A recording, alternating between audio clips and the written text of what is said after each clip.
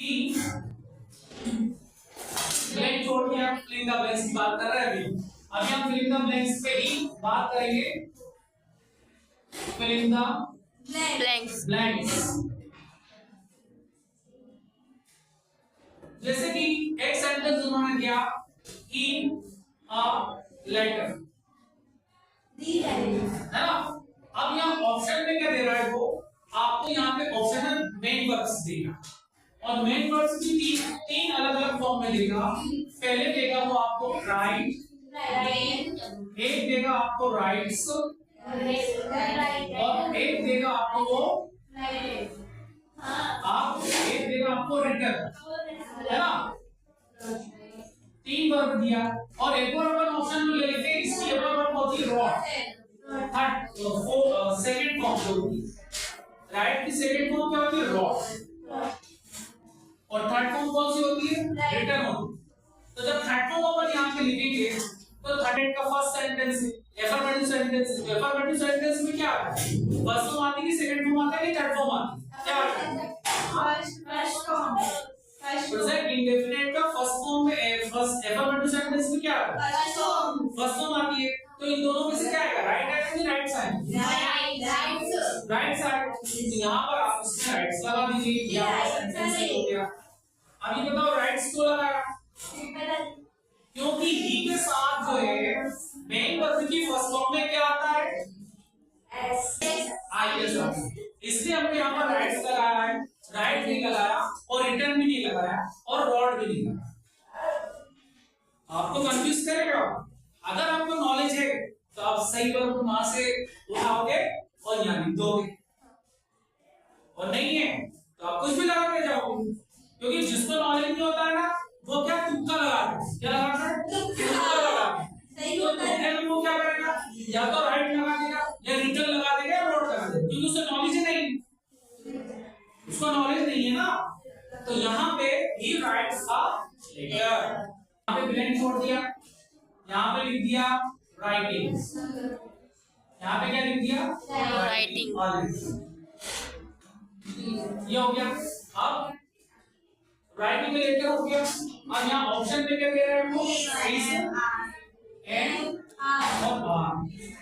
अब किसी स्टूडेंट को यही पता नहीं है कि ही के साथ इज लगाते हैं कि एम लगाते हैं कि आर लगाते हैं तो वो गलत कुछ भी लगाते हैं आर लगा देगा है ना। और जिसको पता है वो उसमें इज लगाएगा। यहाँ पर क्या हो जाएगा he is writing a letter।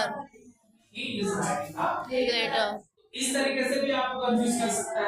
एक और कंफ्यूज कैसे करेगा he writes a letter, है ना। यहाँ पर आप देखिए do not और does not। अब किसी बच्चे को ये पता नहीं है कि भाई ही के साथ does not लगता है कि do not लगता है। क्या लगता है तो यहाँ से उठाइए does not और यहाँ लगा दीजिए तो ही के साथ क्या लगता है does not लगता है। आगे समझ में ही के साथ क्या लगता है does not लगता है do not नहीं लगता।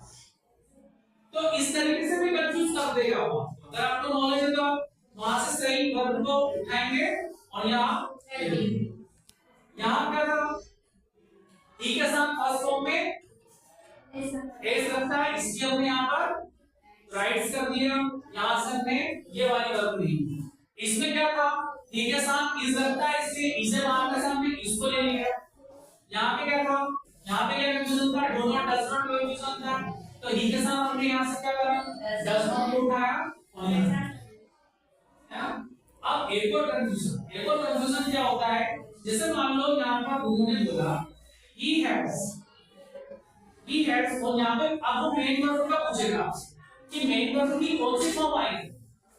he has यहाँ पे मेन वर्ब के लिए ब्लैंक छोड़ा, यहाँ पे लिख दिया उन्होंने a letter।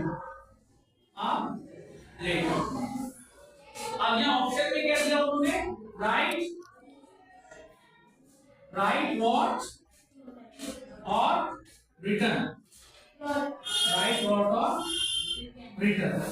अब बताइए तीनों में से क्या आएगा रोड नहीं आएगा क्योंकि हैज और हैव जो लगती है वहां पे थर्ड फॉर्म आती है, कौन सी फॉर्म आती है, थर्ड फॉर्म आती है, तो यहाँ पर क्या आ जाएगा, रिटर्न आ जाएगा।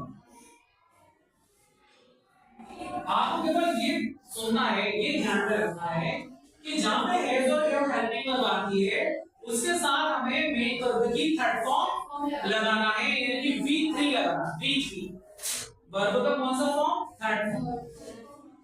आगे समझ, ये भी कंफ्यूजन है, ये कंफ्यूजन भी मैंने आपको दूर कर दिया, ठीक है ना। अब देखो कंफ्यूजन क्या होता है, देखो जैसे कि मान लो एक सेंटेंस मैंने लिखा ही, और यहाँ पे मैंने फिर ब्लैंक छोड़ा, यहाँ पर मैंने फिर रिटर्न लिखा, सेम सेंटेंस लेके समझने के लिए, रिटर्न अ लेटर, ठीक है, ठीक है। अब यहाँ पे वो लिख रहा है हेड और क्या लिख रहा है, हैव। अब बताइए मुझे क्या आएगा दोनों में से, हेड, हेड, बोले कंफ्यूज हो रहा ना, इसमें हेड आएगा, हैव तो आएगा ही नहीं ना, क्योंकि हैव ही के साथ लगता ही नहीं है, ही के साथ हैव लगता ही नहीं है, तो आप क्या लगाओगे, हेड लगाओगे, तो यहाँ पर आपको हेड लगाना। ये हो गया आपका कंफ्यूजन का, he had written a letter, तो ये छोटे छोटे जो कंफ्यूजन है, ये कंफ्यूजन अगर आपके दूर नहीं होंगे तो आप वो जो सेंटेंस है फिलिंग द ब्लैंक्स है वो आप क्या कर देंगे, गलत करके आ जाएंगे। अब एक और चीज है, यदि मान लो आप डुअल डायरेक्टेड की बात करते हैं तो डुअल डायरेक्टेड में क्या होता है कि कोई सा भी सेंटेंस है, जैसे कि मान लो कोई प्रेजेंट इंडेफिनिट का टेंस है, यही वाला ले लेते हैं, कौन सा ले लेते हैं, he writes a letter। अब इसको वो बोल रहा है change into present continuous tense, तो he writes a letter change into present continuous tense में क्या करेगा,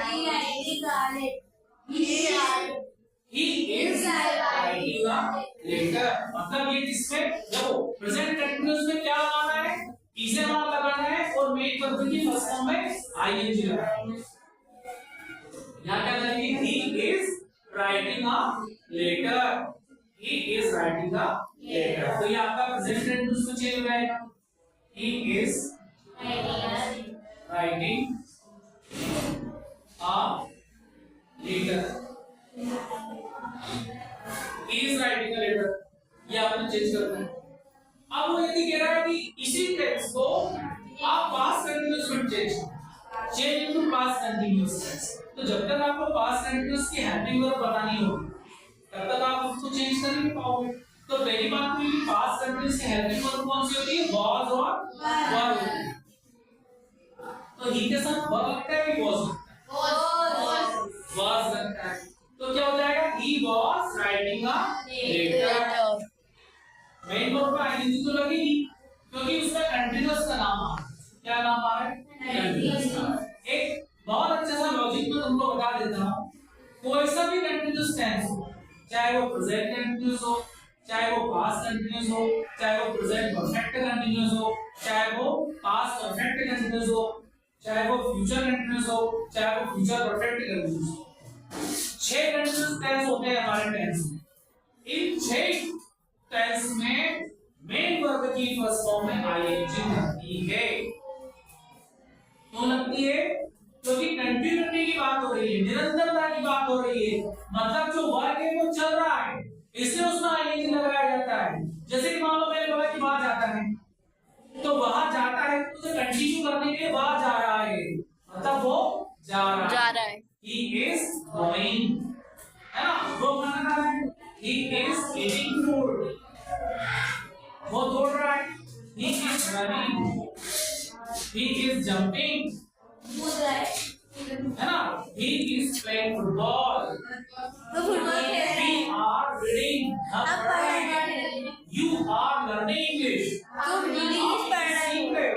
तो जब कंटिन्यूटी की बात आती है, जब कंटिन्यूअस की बात आती है, वहां पर मेन वर्ब की फर्स्ट है ना, तो जहां पर भी इस टेंस का नाम आ जाएगा, तो change into past continuous, change into present continuous, change into future continuous, change into past perfect continuous, जहां पर भी कंटीन्यूअस टेंस का नाम आता है तो मेन वर्ब में आईएनजी लगा देना, और उसकी हेल्पिंग वर्ब का नॉलेज रखना कि भाई उसको हेल्पिंग वर्ब कौन सी आती है। जैसे पास्ट कंटीन्यूअस की हेल्पिंग वर्ब बहुत सारे, पास्ट परफेक्ट कंटीन्यूअस की हेल्पिंग वर्ब क्या है, हैड बीन एवं हैड बीन। ऐसे ही प्रेजेंट कंटीन्यूअस की हेल्पिंग वर्ब क्या है, इज ए मार्क, और उसकी प्रेजेंट परफेक्ट कंटीन्यूअस की हेल्पिंग वर्ब क्या है, has been, have been. Future continuous की हेल्पिंग वर्ब क्या है, विल बी, शैल बी, और फ्यूचर परफेक्ट कंटीन्यूअस की हेल्पिंग वर्ब क्या है, will have been, shall have been. बस अगर आपने हेल्पिंग वर्ब का नॉलेज अच्छे से ले लिया और मेन वर्ब का नॉलेज अच्छे से ले लिया, तो आप कोई सा भी सेंटेंस अगर एग्जाम पेपर में चेंज करने के लिए आएगा, आप इजीली उसको चेंज कर देंगे, उसमें आपको कोई भी डरने की जरूरत नहीं है। आपको स्टडी किसकी करना है, हेल्पिंग वर्ब की स्टडी करना है और मेन वर्ब की स्टडी करना है, बस आप चेंज करो, इजीली चेंज करो। आया समझ में सबको? Yes sir. Any confusion?